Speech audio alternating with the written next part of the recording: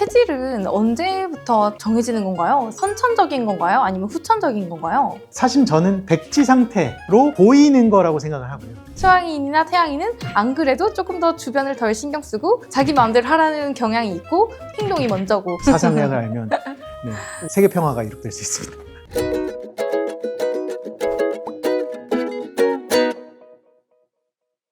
안녕하세요. 3살 딸, 5살 아들 키우고 있는 한의사 엄마 조혜림입니다. 안녕하세요. 초등학교 6학년, 초등학교 3학년 딸 둘 키우고 있는 한의사 김한빛입니다. 조금 더 체질에 대해서 깊게 얘기를 해보면 좋을 것 같은데, 근본적인 물음으로 돌아가 보면 우리의 체질 대체 왜 궁금해야 하는 걸까요? 일단은 나는 이미 다 어른이 됐고 우리 아이는 아직 어려서 막 성장 과정인데 조금이라도 좋은 거 해주고 싶고 뭐 실수하고 싶지 않고 그런 마음, 그리고 이 아이가 도대체 이해가 안 될 때가 있어요. 얘는 도대체 왜 이러지? 이게 문제일까? 내가 뭘 해준 게 잘못됐을까? 이런 거에 자꾸 의문이 생기다 보니까 아이의 다른 쪽으로 생각해서 아이의 원래 타고난 기질이 그런가? 체질이 그런 것인가? 이렇게 아이를 이해해 보려고 아이를 좀 더 잘 키워주기 위해서 그런 것 같아요. 좀 우스갯소리로 표현하면 쟤는 원래 저런 애야. 사실 근데 이거는 어떻게 보면 약간 자포자기의 표현인데 저 아이는 원래 저런 성향의 아이이기 때문에 나와 다르구나. 어떻게 보면 조금 더 이성적인 영역에서 저 아이를 이해하고 그러면 이제 그 과정에서 나도 좀 마음을 어느 정도 내려놓을 수 있으니까 그런 부분들이 확실하게 있는 것 같고, 그리고 또 요즘은 공부 이런 게 또 이제 관심이 많으시니까 얘한테 맞는 좀 공부법이 있지 않을까. 이런 체질은 이렇게 공부해라 라는 얘기는 사실 지금까지 없었잖아요. 그래서 그런 것들에 조금 더 관심을 많이 가지시는 것 같아요. 오늘 그런 얘기들 좀 해보면 좋을 것 같고요. 체질은 언제부터 정해지는 건가요? 선천적인 건가요? 아니면 후천적인 건가요? 사실 저는 백지 상태로 보이는 거라고 생각을 하고요.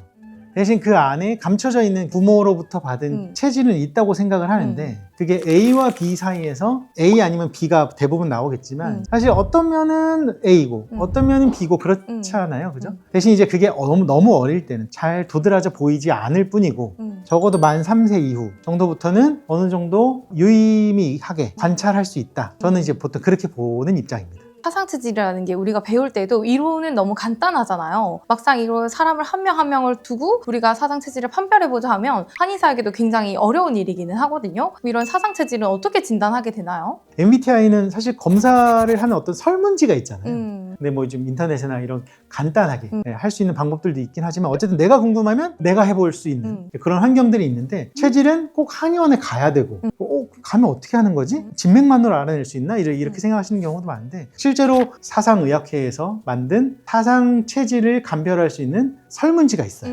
그런 스코어링을 통해서 사상 체질을 판별할 수가 있고, 혹은 환자로부터 듣는 정보, 진맥 이런 것들, 혹은 사상 체질에 따라서 조금 더 발달된 부위가 다 다르잖아요. 사진을 찍어서 그런 비율들이라든지 그런 걸로 또 감별을 하기도 하죠. 그래서 어린 아이들은 특징들이 많이 드러나지 않을 때 어떻게 아이들을 체질을 감별할 수 있을까요? 진료실에 들어오면 어느 정도까지 이제 딱 보이는 모습들이 있죠. 성향이라는 게 네. 있죠. 굉장히 예를 들면 개구진 남자아이가 들어왔다. 그러면 뭐 벌써 들어오면서부터 여기저기를 탐색하기 시작하죠. 더 거침없는 애들은 이미 제 의자 뒤로 선생님 이건 뭐예요? 나 오늘 처음 만났는데 이런 애들도 있고, 들어오면서부터 벌써 경계심이 엄청나게 안 들어오려고 우는 애들도 있고, 거기서 1차적으로 이런 성향이겠구나 짐작을 하기도 하고, 그 다음에 이제 어머님께서 말씀해 주시는 여러 가지 데이터들, 그 다음에 우리가 직접 만져보잖아요. 갈비뼈라든지 복부 이런 것들을 만져보고 청진도 해보고 이런 것들 보면서 이제 진단을 하기도 하는데, 어느 정도까지는 대략적으로는 걸러낼 수 있는 것 같고, 아니면 아직은 크게 도드라지는 건 없으니까 조금 더 지켜보죠. 이렇게 말씀을 드리긴 하죠. 아이들은 성격이나 이런 것들도 다 완전히 드러나지 않는 경우가 많아가지고 저는 부모님들의 성향, 성격 이런 것들을 문진해가지고 대충 부모님이 어떤 인들이다. 그러면 그 둘 중에서는 조금 어느 한쪽으로 치우칠 가능성이 높으니까 부모님의 사상 체질까지 다 같이 종합적으로 한번 판단해보자 이런 경우들도 있어요. 맞아요. 결국엔 성장과 학습, 이게 굉장히 엄마 아빠들의 큰 두 가지 화두거든요. 그래서 이거를 잘 하기 위해서 체질별로 어떤 특징들이 있는지 오늘 또 그런 얘기를 이제 소음인부터 하나하나 좀 나눠보면 좋을 것 같아요. 우선 이제 소음인 설명을 드리면 소화기가 좀 약하기가 쉽습니다. 소화기가 약합니다 라고 단정적으로 말씀드리지 않는 이유는 아닌 아이들도 있거든요. 그리고 막 엄청나게 동적인 활동을 즐겨하는 느낌은 아니에요. 그래서 이런 애들은 고강도의 운동을 하는 것보다는 가볍게 줄넘기, 성인 같은 경우 요가, 필라테스, 스트레칭 요 정도만으로도 충분히 운동 효과가 날 수 있는 그런 아이들이고, 공부적으로 보면 항상 이해가 되어야 넘어가는 스타일이라서 가급적이면 얘가 던지는 질문, 진짜? 근데 그건 또 이건 왜 그래? 꼬리에 꼬리를 문. 이런 경우는 굉장히 소음 경향이 강한 애들이. 이런 경우는 질문에 좀 힘드시겠지만 대답을 그래도 해주셔야죠. 검색을 해서라도. 그래서 이런 아이들은 질문을 막아버리면 학습 능력이 굉장히 떨어집니다. 자신감이 꺾이는 순간 얘는 입을 닫아요. 궁금한데 안 물어보는 거. 그게 사실 소음인 아이한테 최악이거든요. 그래서 이런 애들은 질문의 길을 잘 열어주고 예습 중요하고 너무 속도 강요하지 말고 이런 것들이 일단 중요하고, 그리고 대인관계를 좀 말씀드리면 넓게 사귀지 않아요. 그래서 어머님들이 사실 많이 걱정을 하시는 케이스들도 소음인 좀 두루두루 사귀었으면 좋겠는데 너무, 근데 사실 그게 나쁜 건 아니거든요. 깊게 사귄 다음에야 다음 스텝으로 넘어갈 수 있기 때문에 아이들 인간관계는 조금 좁더라도 너무 걱정하실 필요는 없다, 저는 그렇게 말씀을 드리죠. 태음인에 대해서 간단히 말씀드리면, 기본적으로 태음인 아이들은 폭을 넓히는 아이들입니다. 아는 게 많은 것처럼 보여요. 그리고 굉장히 얇게 알아요. 그래서 이런 아이들한테는 또 이걸 자세히 알아야지, 확실하게 알아야지 이렇게 강요하면 애가 어떤 식으로 공부하냐면 이해를 하지 않더라도 패턴을 외워버려요.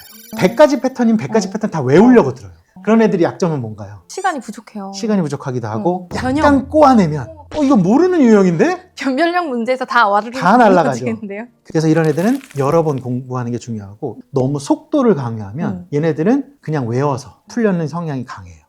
신체적으로는 약간 좀 살찌기가 좋은 그런 것들은 어쩔 수 없는 부분이라 너무 빨리 먹지 않게, 그 다음에 주스나 이런 것들 좀 주의하는 것들 좀 필요할 것 같고요. 대인관계는 굉장히 뭐 걱정할 게 없어요. 두루두루 잘 사귀니까. 두루두루 잘 사귀고, 대신 이제 어느 순간 비슷한 태음인 혹은 리더십이 아주 센 소양인이랑 맞닥뜨리면 자신감이 꺾이기도 해요.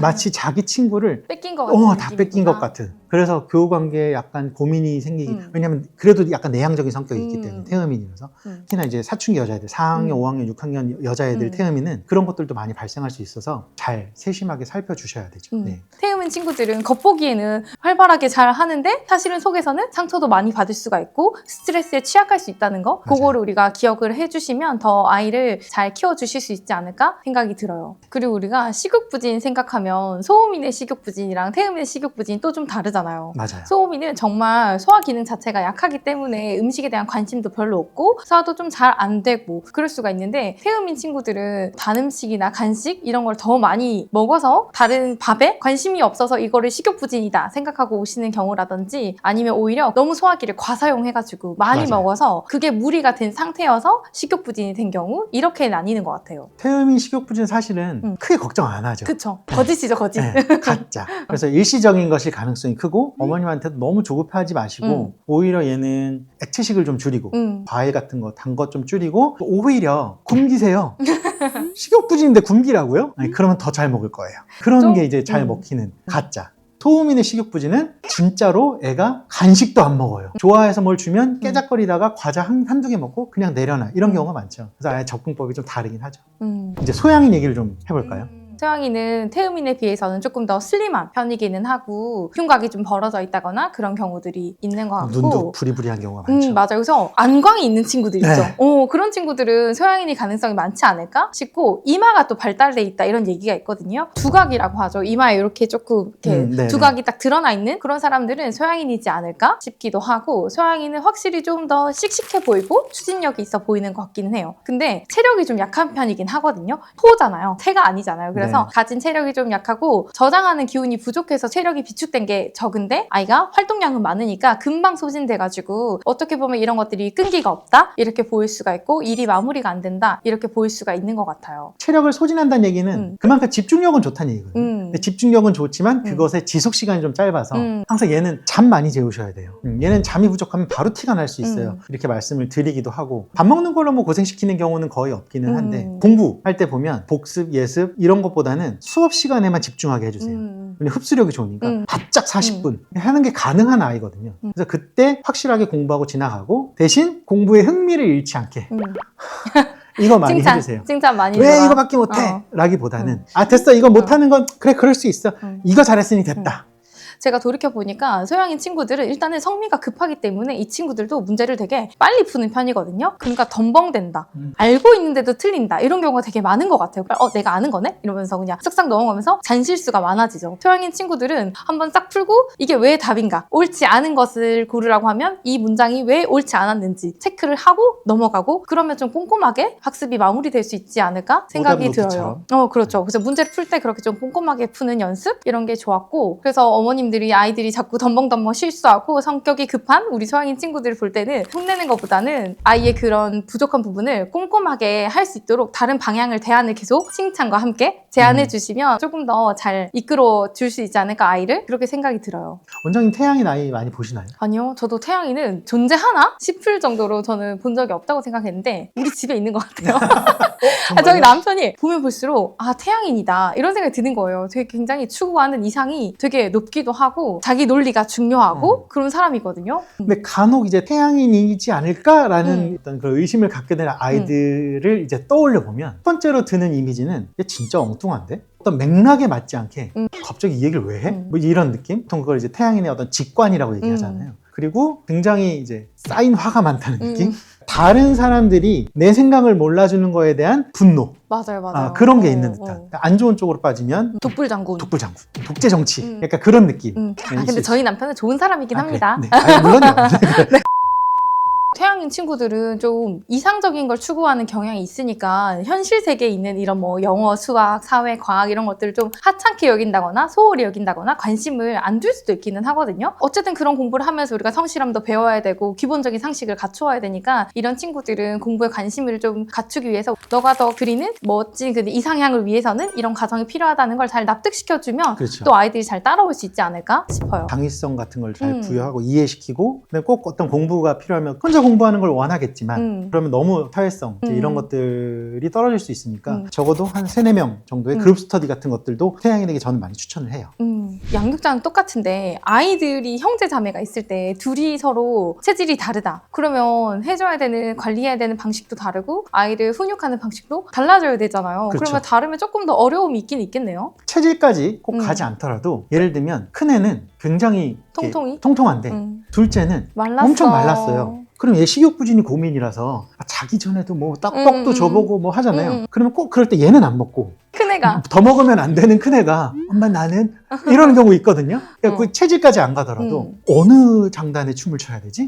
이런 경우 때문에 고민하시는 경우 굉장히 많거든요. 근데 만약에 체질이다. 얘는 규칙을 한번 세우면 굉장히 잘 따르는 애고 얘는 이랬다 저랬다 계속 왔다 갔다 하는 애다. 근데 결국에는 정답은 없고 부모님 중에 가까운 성향인 아이들. 그래서 뭐 한 명은 맞겠지. 전담 마크 실시하면 훨씬 더 가정의 평화를 지킬 수 있을 것 같아요. 양육자랑 아이랑 안 맞으면 특히 상극이 되는 건 양인과 음인이 만난다? 그랬을 때 엄마가 소음인이고 아이가 소양인, 태양인일 때는 크게 문제는 되지 않는 것 같아요. 그냥 엄마의 스트레스, 분노 지수만 높아질 뿐. 어른들이 일단 참을 수 있으니까. 근데 소양인 엄마가 소음인이나 태음인 아이를 만났을 때 주는 스트레스? 왜냐면 부모가 가지는 절대적인 권위라는 게 있잖아요. 맞아요. 가진 힘의 크기가 다른데 소양인이나 태양인은 안 그래도 조금 더 주변을 덜 신경 쓰고 자기 마음대로 하라는 경향이 있고 행동이 먼저고 이렇게 되는데 좀 신중한 친구들이나 상처를 잘 받는 친구들 입장에서는 그게 굉장히 스트레스가 될 수 있겠다 이런 생각이 들어가지고 앞으로 우리 아이를 대할 때 조심해야겠구나. 저희가 약간 신중하고 겁이 있는 타입인데 저는 해보라고 막 밀어붙이는 스타일이거든요. 저는 행동이 먼저인 사람이어가지고 그랬을 때 그게 아이가 굉장히 마음의 부담이나 스트레스가 높을 수 있겠다 이런 생각이 들어가지고 반성해보기도 하네요. 우리는 지금 알고 있으니까 그런 것들까지 생각이 미치잖아요. 근데 옛날에는 훨씬 더 가부장적이었던 그 시절에는 어딜 토를 달아 그냥 하는 거죠. 약간 그랬잖아요. 근데 소음인 자녀라면 나중에 어른 되면 그게 약간 트라우마처럼 어렸을 그죠. 때 부모님한테 받았던 약간 일방적인 그런 것들이 근데 이제는 그런 것들도 이제 많이 덜해졌고 체질의학까지 방송을 더해지니까. 보시는 그런 부분들 많이 조심하고 절충안도 아이들에게 또 적용할 수 있고 어쨌든 체질의학은 사실 온 국민이 알아야 되는 내용이라고 저는 생각합니다. 그러니까 자기를 이해하고 또 다른 사람을 포용하기 위한 맞아요. 하나의 수단이 되는 거죠. 모두가 좀 현명한 가정생활 할 수 있게 되겠는데요. 네. 사상의학을 알면 네, 세계 평화가 이룩될 수 있습니다. 오늘 이렇게 아이들 체질에 대해서, 사상 체질에 대해서 얘기를 해봤는데, 사상 체질을 우리 일반인들도 좀 알았으면 하는 이유는 우리 아이를 이해하는 것을 넘어서 내 주위 가족들 혹은 내 지인들, 타인을 더 생각하고 이해할 수 있는 하나의 훌륭한 도구이기 때문에 사상 체질, 사상 의학을 일반인들도 아는 것은 굉장히 중요하다고 생각이 듭니다.